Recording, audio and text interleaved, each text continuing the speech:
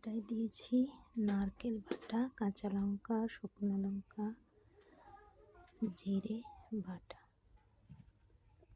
আলুর দম করব।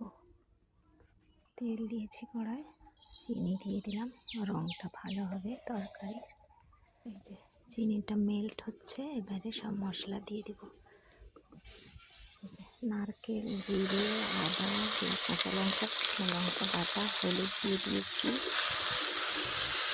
মতো একদম লবণ দিয়ে দিলাম, সামান্য একটু জল দিয়ে দিলাম, ভালো করে কষাবো। সেটা আমি দিয়েছি আলুর দম। যেহেতু আলুটা সেদ্ধ করা, তো বেশিক্ষণ টাইম লাগবে না। গরম মশলা দিয়ে দেবো। মশলা থেকে তেল ছেড়ে এসছে, তো আলু দিয়ে দেবো।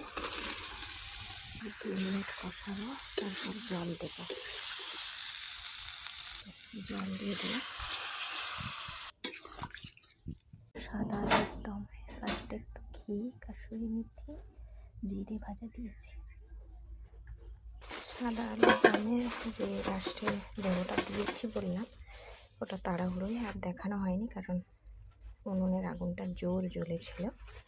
তো তোমাদের দাদাই যে কাটা মাছ নিয়ে এসছে, ছেলে তো নোনা মাছ খায় না, এগুলো ধুয়ে ওদের ঝাল বানাবো মাছের। তো আজ হচ্ছে 15ই আগস্ট, ছেলে গেছে, তো তার স্কুলে যায়নি।